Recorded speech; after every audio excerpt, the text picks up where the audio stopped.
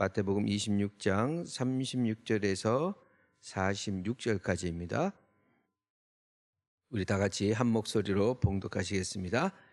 이에 예수께서 제자들과 함께 겟세마네라는 곳에 이르러 제자들에게 이르시되 내가 저기 가서 기도할 동안에 너희는 여기 앉아 있으라 하시고 베드로와 세베대의 두 아들을 데리고 가실새 고민하고 슬퍼하사 이에 말씀하시되 내 마음이 매우 고민하여 죽게 되었으니 너희는 여기 머물러 나와 함께 깨어 있으라 하시고 조금 나아가사 얼굴을 땅에 대시고 엎드려 기도하여 이르시되 내 아버지여 만일 할만하시거든 이 잔을 내게서 지나가게 하옵소서. 그러나 나의 원대로 마시옵고 아버지의 원대로 하옵소서 하시고 제자들에게 오사 그 자는 것을 보시고 베드로에게 말씀하시되 너희가 나와 함께 1시간도 이렇게 깨어 있을 수 없더냐.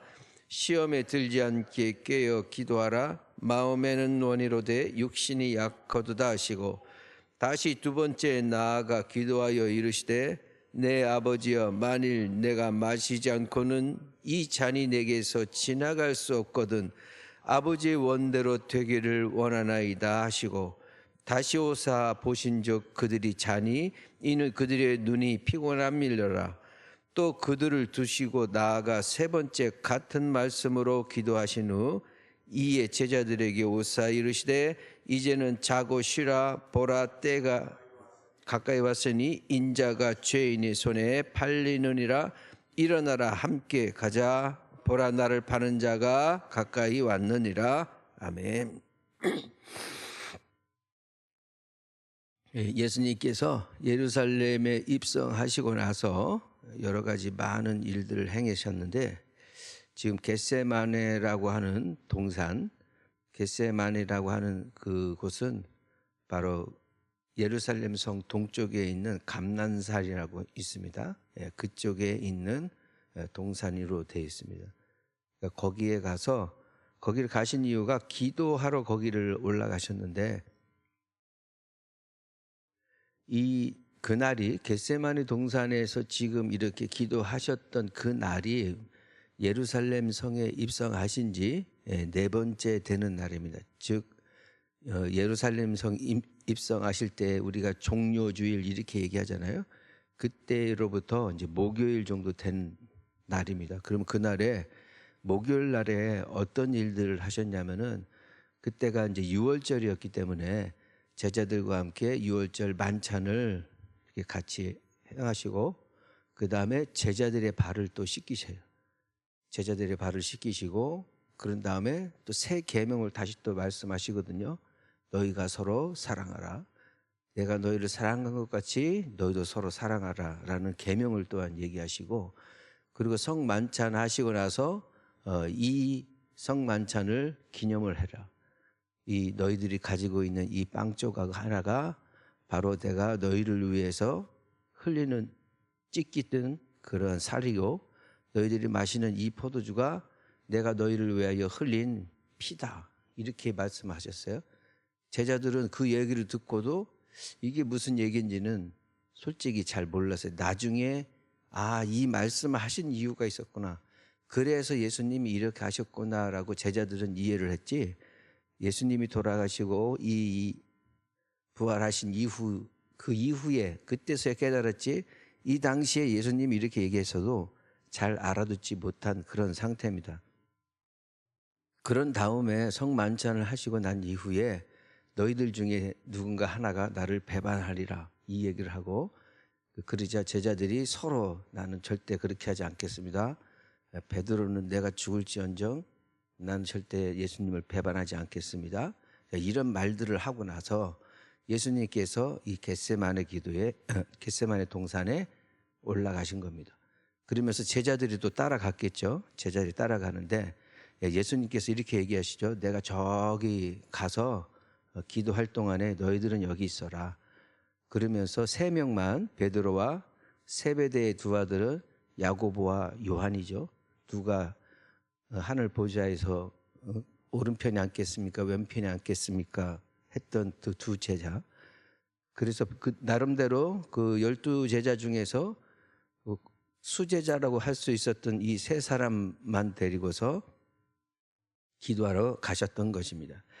37절에 베드로와 세베대의 두 아들 데리고 가실새 고민하고 슬퍼하사 이에 말씀하시되 내 마음이 매우 고민하여 죽게 되었으니 너희는 여기 머물러 나와 함께 깨어 있으라 하시고, 베드로와 세베대의 두 아들을 데리고 가서 내가 지금 너무 고민스럽고 슬픈 마음 가운데 있으니까 내가 저만치 가서 기도하겠다. 그러니까 너희들도 나와 함께 같이 가자. 왜? 거기서 같이 좀 기도 좀 해줘라. 같이 기도를 해달라는 측면에서 이 세 명의 제자를 데리고 간 것인데, 그러면서 그것이 이루어지지 않았다라는 거고, 그거를 성경에서는 그대로 기록을 하고 있습니다.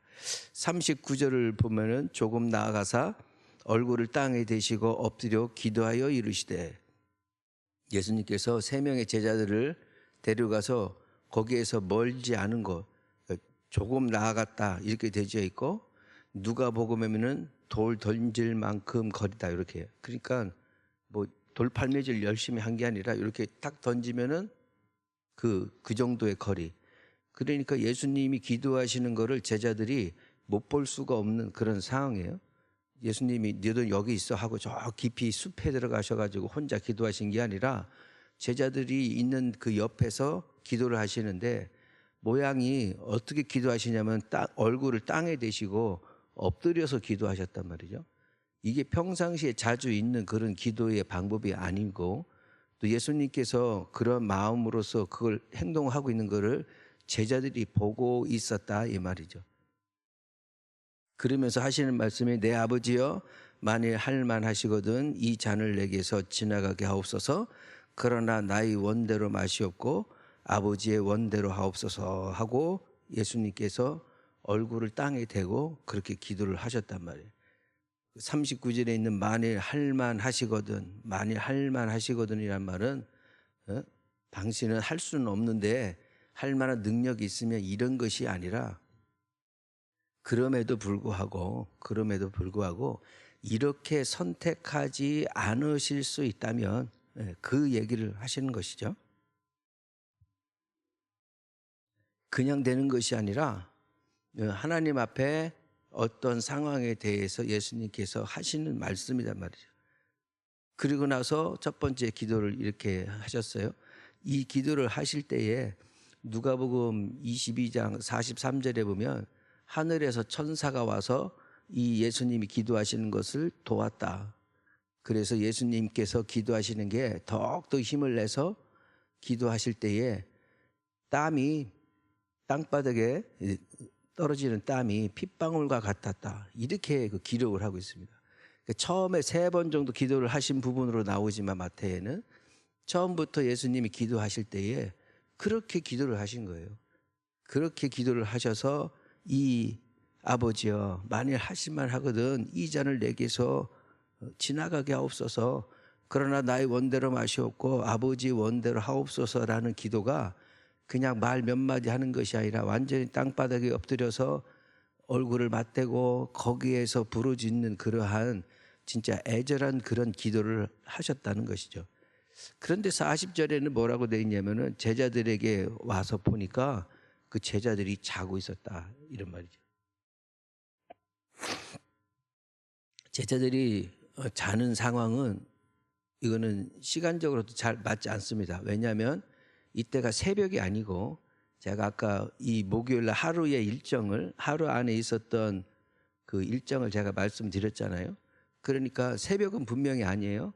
먼저 이 성만찬 이후에 그 다음에 이 감람산에 있는 겟세마네 이 동산에 올라가셨기 때문에, 그리고 맨 마지막에 보면은 이제 예수님을 잡으러 군대와 유다가 가룟 유다가 군대를 한테 얘기해서 같이 예수님을 잡으러 오시거든요. 그때가 밤중 정도 됐단 말이죠. 그러니까 아직도 한밤중도 아니에요. 제자들이 결코 졸래야 졸 수가 없고 잘래야 잘 수가 없는 그 시간이란 말이죠. 그런데 또 뭐 설령 뭐 피곤했던 그런 날이라고 합시다. 그렇다 하더라도 예수님이 하시는 그 기도 자세를 보면 당연히 그 옆에서 예수님 옆에서 뭔가 힘드신가 보다 하고 같이 기도를 해줬어야 되는 그런 부분인데 제자들은 그렇게 하지 않고 자고 있었다 이렇게 되는 거죠. 40절에 제자들에게 오사 그 자는 것을 보시고 베드로에게 말씀하십니다. 너희가 나와 함께 1시간도 이렇게 깨어 있을 수 없더냐. 그때 뭐 1시간이라고 하는 게 시간으로 1시간인지 이거는 불명확하지만 그 정도의 시간이 되는 정도의 간격으로 예수님께서 기도를 하셨다는 거죠. 짧게 끝난 것이 아니라 그 많은 1시간 정도 갈 정도의 그런 시간. 근데 너희들은 그 정도도 내 옆에서 같이 깨어서 기도하자라고 데리고 온 건데 너희들은 그렇게 해도 또 자고 있느냐 이렇게 하는 거죠. 그러면서 41절에는 시험에 들지 않게 깨어 기도하라. 마음에는 원이로되 육신이 약하도다 하시고, 너무나도 또 우리가 잘 아는 말씀이죠. 시험에 들지 않게 깨어 기도하라. 그런 얘기는 무조건 깨어서 기도만 하라는 것이 아니라 이게 두 문장이 결합되어 있어요. 처음에는 시험에 들지 않게 깨어서 있어라. 시험에 들지 않게 시험 속으로 들어가지 않게 이런 거예요. 시험에 빠지지 않게 어떤 유혹이나 그 환난이나 그 가운데서 시험에 빠지지 않게 깨어서 깨어 있다는 것은 파수꾼이 망 위에서 이렇게 보초를 쓰듯이 누가 오나 안 오나 이렇게 경계를 하란 말이죠. 잘못하면은 내가 저 시험에 빠질 수도 있으니까 내가 이거 어떠한 상태인가라고 영적으로 깨어서라도 이걸 분별하고 있으란 말이죠. 그런 다음에 그리고 기도해라. 이렇게 그 두 문장이 합해진 부분입니다. 마음에는 원이로되 육신이 약하도다. 마음이라는 것이 이제 표누마해서 그 영, 호흡, 또 성령 이렇게도 얘기할 수 있어요. 그러니까 머리로는 영으로는 뭔가를 하고 싶고 간절히 바라는 것이 있지만 이렇게 육체가 뒷받침이 안 되면은 소용이 없듯이 너희들의 상태가 그런 상태라는 거죠. 성령께서 영을 성령으로 보신다면은 성령께서 이렇게 원하시는데 너희들은 육체가 약함으로 그렇게 강건하지 못함으로 이런 일을 할 수 없는 그러한 자들이다. 이렇게 또 해석이 되기도 하고 무엇이 되었든 간에 우리는 자주 또 인용을 하죠. 내 마음은 이거였는데 육신이 그렇게 되지 못하는 거. 내가 새벽을 또 깨어야 된다고 생각을 했는데 새벽은 또 그렇게 안 되고 내가 무엇을 하려고 했는데 그렇게 안 되고 하나님 앞에 뭔가를 하려고 했는데 또 그렇게 안 되고 그런 현상들이 있는 것을 또 말씀하시고 계시죠. 42절에는 다시 두 번째 나아가서 다시 또 기도합니다. 아버지여 만일 내가 마시지 않고는 이 잔이 내게서 지나갈 수 없거든 아버지의 원대로 되기를 원하나이다. 여기에는 내가 마시지 않고는 이라는 이렇게 문장이 나오죠. 결국에는 내가 죽지 않고는 결국에는 이 잔에 들어가 있는 이것을 내가 먹어야 될 사람은 바로 나다 이거죠. 그래서 이 부분을 고난에 쓴 잔 옛날 그 목사님들은 우리 한참 먹고 살기 힘들 때에 이 말씀을 하실 때 고난에 쓴 잔이라 해요. 그래서 고난에 쓴 잔을 내가 마셨다. 오늘 찬송가 가사에도 그 잔을 내가 마셨다 이렇게 하잖아요. 그러니까 이게 죽음과도 관련되어 있는 죽어야만 되는 또 이 잔의 주인은 바로 당신 예수 그리스도이시다는 것을 가지고 비유적으로 설명을 하고 있죠. 그러면서 아버지의 원대로 되기를 원하나이다. 아버지의 원대로, 아버지께서 바라는 대로, 아버지의 뜻대로, 아버지의 생각대로, 아버지의 계획대로 되기를 원합니다. 이렇게 갖고 계시죠. 그럼 하나님 아버지는 무엇을 바라셨다는 거예요? 하나님 아버지는 결국에 이 예수님을 이 땅에 보내신 것은 결국에는 예수님이 오신 것은 죽으러 오신 거예요. 죽으러. 근데 왜 죽으셔야 되냐 이 말이죠. 왜 죽으셔야 되느냐. 하나님을 믿는 자들 또 하나님을 믿어야 되는 인간들의 그 본성인 본래적인 그런 뜻에는 하나님이 없는 상태가 되면은 그게 바로 사망의 길과 죽음의 길이거든. 그런데 이러한 말을 안 듣는 하나님을 믿지 아니하는 이스라엘 백성들에 대해서는 그동안 하나님은 어떻게 하셨냐면은 처음에 참고 기다리시다가 결국에는 화를 내실 때에 당신 스스로 이 이스라엘 백성들을 멸하는 게 아니라 다른 이방 민족을 이렇게 세워서 그 나라에 의해서 이 지배를 당하게 함으로써, 그렇게 함으로써 하나님께서 그렇게 이스라엘 백성들한테 그렇게 징계를 내리셨단 말이죠. 그러니까 계속해서 그렇게 돼서 아이고 하나님 잘못했습니다, 용서해 주세요 하고 막 빌고, 그러면 다시 또 재건할 수 있도록 다시 또 돌려보내고, 그런데 거기서도 또 안 되고 하면 다시 또 뒤엎고, 이게 하나님이 하셨던 하나님의 백성, 하나님의 자녀들을 다스리는 방법이었단 말이죠. 그런데 그러함에도 불구하고 이런 것이 계속 반복이 될 것인가 라고 생각하셨을 때 하나님께서 가장 깊이 생각하고 가장 좋은 방법으로 생각해서 내셨던 게 당신의 외아들 예수 그리스도를 이 땅에 보내셔서 이 예수 그리스도가 십자가에 피 흘려 죽어야만이 되겠다라는 계획을 하신 거거든요. 하나님의 원이 바로 이러한 어마무시한 거예요. 하나님의 뜻은 바로 그런 것이었어요. 근데 그렇게 되는 이유가 뭐냐? 그래야 네가 죽어야, 예수가 죽어야 내가 산다라는 것처럼 예수로 죽고 내가 살아야 되는 인생을 살아야 되는 이러한 삶이 있는 것처럼 예수님이 죽으셔야 우리가 살아나기 때문에, 결국에는 예수님을 사랑하시는 것보다 우리를 더 사랑하셨던 하나님의 계획이었단 말이죠. 그렇기 때문에 예수님은 그것을 알게 되시는 거예요. 물론 아셨지만 기도하는 가운데 당신의 입에서 그게 나옵니다. 그리고 43절에 다시 오사 보신즉 그들이 또 자고 있어요. 그들의 눈이 피곤하다. 그리고 44절에 그들을 두시고 다시 또 나가서 세 번째 같은 말씀으로 이렇게 기도를 하십니다. 세 번째 기도하셨다. 세 번씩이나. 우리가 지금 고난 주간 그걸 앞두고 있는 사순절 앞에 있는데, 예수님의 그런 마음은 어떤 마음이었을까? 하루를 다 당신을 위한 것이 아니라 하루를 시간을 보내는 데 있어서도 다 하나님의 일을 하셨어요. 하나님의 일을 하셨는데 마지막에 이 겟세마네 동산에서 세 번 기도하셨다라는 것은 제 생각에는 첫 번째는 이 십자가를 지고 가서 골고다 언덕에 올라서 거기 나무 십자가에서 못 박혀 죽어야 되는 이 과정을 보면 결코 아무리 신이라 하더라도 인간적인 힘으로서는 감당할 수 없었던 그 고통을 감내해야 되는, 또 그걸 또 혼자 묵묵히 가셔야 되는 예수님의 깊은 고독의 인간적인 고뇌가 있었다. 저는 이렇게 생각을 합니다. 두 번째 기도할 때는 이러한 고통 가운데에서도 하나님한테 저는 되물었을 거라 생각해요. 하나님, 정말 이 방법밖에 없습니까?